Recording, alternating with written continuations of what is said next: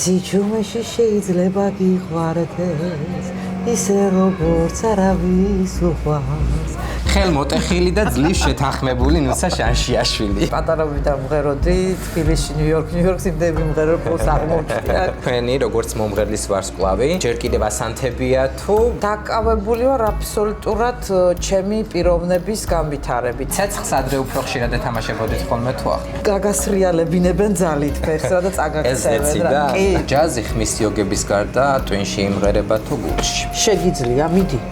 შეგიძლია მიდი გამოგივა. ადამიანებს კარგად ცნობ თუ გულუფხილვა ქალად დარჩით. თქო მჯეროდეს მე ჩემი ბოდვა და სიყვარულის დღეს ასწავლე. ბოლო სიყვარული თქვენ აუხსენეთ თუ თქვენ აგიხსნეს. ჩვენი სხეული ცხოველია რა.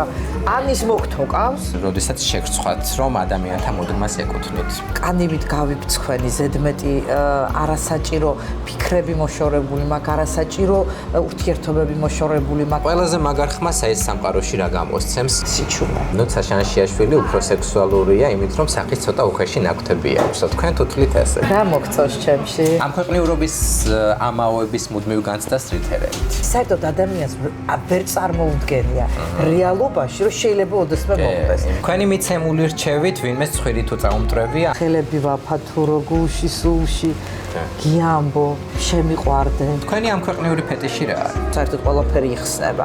საერთოდ სამყაროში არაფერი დამალული აღარ იქნება. გითხარი გაფრინდებიან მეთქი. თქვენ 100 წლის მერე სად გაფრინდებით? რატომ მინდა ვიტირო, რა ემოცია იბადება ჩემში, განშორება, შეხვედრა, ტკივილი, ღალატი, ეს სრემლები, ხან მოდის ბიჭო, ხან არ მოდის. თქვენი განწყობის სკალას მაინც რა გასაზღვრავს? გამოვიდეს თამარ მეფის შიხტი კოპით და რაღაც აი გამარჯობა. ყველაზე სამარცხვინო ფაქტი რა გადაგხდენიათ, რაზეც დღემდე სირცხვილისგან იწვით. სადაც ნამდვილი ვნება, ეს არის კორიდა.